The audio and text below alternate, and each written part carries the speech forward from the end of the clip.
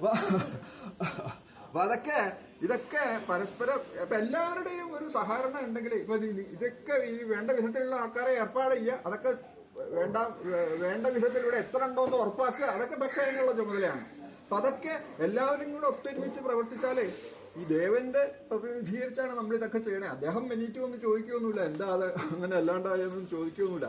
കാരണം നമ്മൾ മനസ്സിലർപ്പിച്ച് ഈശ്വര വിശ്വാസം, ഈശ്വരനെ സാക്ഷി നിർത്തി ചെയ്യുക എന്നുള്ളതാണ് നമുക്ക് ചെയ്യാൻ സാധിക്കുക. അപ്പൊ അതിവിടെ ഈ കഴിഞ്ഞ ദിവസങ്ങളിലായിട്ട് വളരെ ഭംഗിയായിട്ട് നമുക്ക് നിർവഹിക്കാൻ സാധിച്ചു. അപ്പൊ എല്ലാവരുടെയും ഒത്തൊരുമിച്ചുള്ള പ്രവർത്തനം കൊണ്ടേ ഇത് സാധിക്കൂ. വാദ്യക്കാരുടെ ആണെങ്കിലും ഈ കഴകം കൈകാര്യം ചെയ്യുന്ന ആൾക്കാരുടെ ആണെങ്കിലും മേൽശാന്തിയുടെ ആണെങ്കിലും അദ്ദേഹത്തിന് എന്നുള്ള പോലെയുള്ള ജോലിയല്ല, അഡീഷണൽ ആയിട്ട് കുറെ അധികം ചുമതലകൾ കൂടി ഉണ്ട്.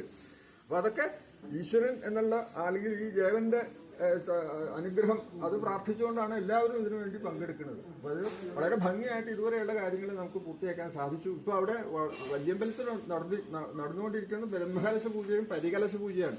പരികലശ പൂജ ബ്രഹ്മം അത് പറഞ്ഞ് മനസ്സിലാക്കാൻ വേണ്ടിയിട്ട് നെടുകയും കുറേയും കുറെ വരയിട്ട് കഴിഞ്ഞാൽ നമുക്ക് കുറെ ചതുരങ്ങൾ കിട്ടും അല്ലേ. അതിന്റെ മധ്യത്തിലുള്ളത് ബ്രഹ്മം എന്ന് സങ്കല്പിച്ചാൽ അതിന് ഏറ്റവും അടുത്ത 8 കളങ്ങൾ നമുക്ക് കാണാൻ സാധിക്കും. ഇപ്പൊ ചെസ്സിന്റെ ബോർഡ് ഉണ്ടല്ലോ, അതിൽ ഏറ്റവും മധ്യത്തിലുള്ള ഇത് നോക്കുക. അപ്പൊ അതിലൂടെ ഏറ്റവും അടുത്ത 8 എണ്ണം കാണാൻ പറ്റും അല്ലേ. അതിന്റെ നേരെ തെക്കോരെ വടക്കോരെ ദിക്ക് നോക്കിയാൽ ദിക്കിലും ഉണ്ട് കോണിലും ഉണ്ട്, അങ്ങനെ 8. അപ്പൊ നടുക്കുള്ളത് ബ്രഹ്മം, അതാണ് ഏറ്റവും നടുക്ക് വച്ച് പൂജിച്ചിരിക്കുന്നത് ബ്രഹ്മം. അതിന് ചുറ്റുള്ളത് ദൈവികം എന്നാണ് നമ്മൾ ആധ്യാത്മികമായിട്ടുള്ള രീതിയിൽ പറയാ, ദൈവികം എന്നാണ്. അപ്പൊ അതിന് ആ ചുറ്റുമുള്ള 8ലും ഓരോ കുടങ്ങൾ വെക്കുക, നടുക്കുള്ളതിലും കുടം വെക്കുക. അപ്പൊ നടുക്കുള്ള കുടത്തിനെ ബ്രഹ്മം എന്ന് വിളിക്കുന്നു, ചുറ്റുമുള്ള ആ 8 എണ്ണത്തിന് ദൈവികം അല്ലെങ്കിൽ പരികലശം അല്ലെങ്കിൽ ഖണ്ഡബ്രഹ്മൻ എന്നും വിളിക്കാം. അതിനും ചുറ്റും ഇപ്പൊ ഇവിടെ ഇപ്പൊ നമ്മൾ നോക്കുകയാണെങ്കിൽ ബ്രഹ്മന്റെ ചുറ്റും 8 എണ്ണം, അതിന് ചുറ്റും 16 എണ്ണം വരും. ഇപ്പൊ 8 എണ്ണം കഴിഞ്ഞാൽ അതിന് പിന്നെ അതിന്റെ ചുറ്റും നോക്കാം, അതിന് ചുറ്റും നോക്കിക്കഴിഞ്ഞാൽ 16 എണ്ണം വരും അല്ലേ. അപ്പൊ അങ്ങനെയാണ് അതിന്റെ നടുക്കുള്ളത് ബ്രഹ്മൻ, അതിനുള്ളത് ദൈവികം, അതിന് പുറത്തുള്ളത് മാനുഷം, അതിന് പുറത്തുള്ളത് പൈശാശം എന്നൊക്കെയാണ് പറയാ. ഇതാണ്. അപ്പൊ ഈ ബ്രഹ്മന് ചുറ്റുമുള്ള കലശങ്ങളിലെ ഖണ്ഡബ്രഹ്മനില് ഓരോരോ ദ്രവ്യങ്ങളാണ് നിറയ്ക്കുക. തൈര്, പാല്, തേന്, നെയ്യ് തുടങ്ങിയിട്ടുള്ള ദ്രവ്യങ്ങൾ ഓരോന്നും നിറച്ച് പ്രത്യേകം പൂജിച്ച് നാളെ ഏതാണ്ട് ഒരു 5-5:30 മണിയോടുകൂടി ഈ പരികലശങ്ങൾ അഭിഷേകം നാളെ രാവിലെ ആരംഭിക്കും. ഇവിടെ നമ്മൾ നോക്കിയാൽ നിത്യം 5 പൂജയാണ്. വിശേഷ ദിവസങ്ങളിൽ 5 പൂജയാണ് ഇവിടെ ചെയ്യുന്നത് നിത്യം പതിവായിട്ട് ഈ വിശേഷ ദിവസങ്ങളിൽ. അപ്പൊ നാളെ ആദ്യം 2 പൂജ കഴിയും, ഉഷപൂജയും അത് കഴിഞ്ഞിട്ടുള്ള പൂജയും ആദ്യം കഴിയും. പിന്നെ ഈ പന്തീരടി പൂജയ്ക്ക് ഈ പരികലശാഭിഷേകം നടക്കും. അത് ഓരോന്നും ഇവിടുന്ന് എഴുന്നള്ളിച്ച് അകത്ത് കൊണ്ടുപോയി ഖണ്ഡബ്രഹ്മകലശം അതിന് വേണ്ട മന്ത്രങ്ങളെ ജപിച്ച് ദേവന് അഭിഷേകം ചെയ്ത് പിന്നെ അതിന്റെ പരികലശങ്ങൾ ആ പൂജ അവസാനിച്ച് ഉച്ചപൂജയ്ക്കാണ് ബ്രഹ്മകലശം വാദ്യഘോഷങ്ങളുടെ അകമ്പൊഴിയോടുകൂടി അകത്തേക്ക് എഴുന്നള്ളിച്ച് വളരെ വിസ്തരിച്ച് പഞ്ചവാദ്യമുണ്ട് അല്ലേ.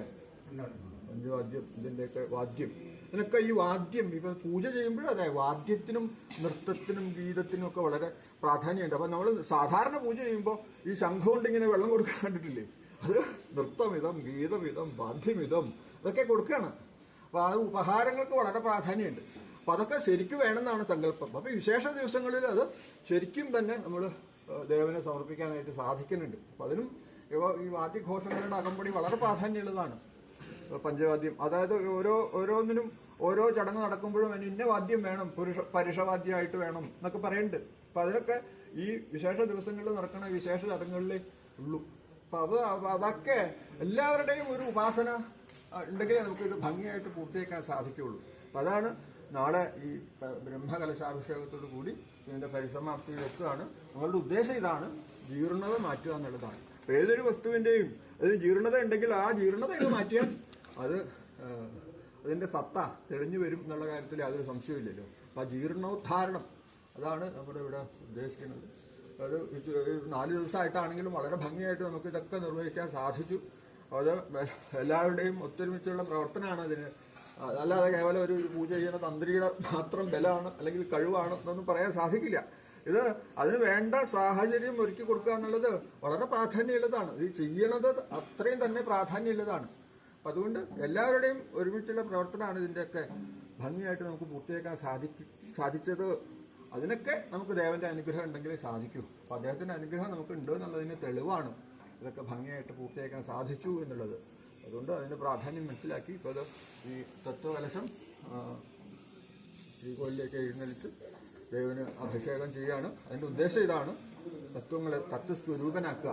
ഈ പ്രതിഷ്ഠിച്ച സമയത്ത് എത്ര കണ്ട് ചൈതന്യം ഈ സങ്കേതത്തിൽ ഉണ്ടായിരുന്നോ അത്രയും ചൈതന്യം ഈ അശുദ്ധിയുടേതായിട്ടുള്ള മാലിന്യങ്ങളൊക്കെ മാറി തത്വകലശാഭിഷേകത്തിന് ശേഷം ദേവന് കൈവരും എന്നാണ് സങ്കല്പം. എത്ര കണ്ട് ചൈതന്യം ഇപ്പൊ എന്താ പഴയ ആരാണോ പ്രതിഷ്ഠിച്ചതെന്ന് നമുക്ക് അറിയില്ല. അത് എന്താ സ്ഥാപിതം പൂർവ്വസൂര്യ അങ്ങനെയൊക്കെ പറയണ്ടേ. ഏതോ വലിയൊരു മഹാരഥൻ കഠിന തപസ്സുള്ള ഒരു വ്യക്തി പ്രതിഷ്ഠിച്ചിട്ടുള്ള ഒരു ബിംബാണ്. അപ്പം അതിന് ഈ ജീർണതയുടെ മാലിന്യങ്ങൾ കൊണ്ട് അതിന് ചൈതന്യം കുറച്ചൊക്കെ ശോഷണം സംഭവിച്ചു. അപ്പൊ അതൊക്കെ ആ ശോഷണം സംഭവിച്ചതൊക്കെ നമുക്ക് ആ അശുദ്ധിയുടേതായിട്ടുള്ള മാലിന്യങ്ങളൊക്കെ മാറ്റാൻ നമുക്ക് സാധിച്ചു കഴിഞ്ഞ ദിവസങ്ങൾ കൊണ്ട്. അപ്പൊ അത് ഈ തത്വകലശാഭിഷേകത്തോടു കൂടി തത്വസ്വരൂപനായിട്ട് നമുക്ക് അനുഗ്രഹം ചെയ്തുകൊണ്ട് ദേവനെ ദർശിക്കാനായിട്ട് സാധിക്കും.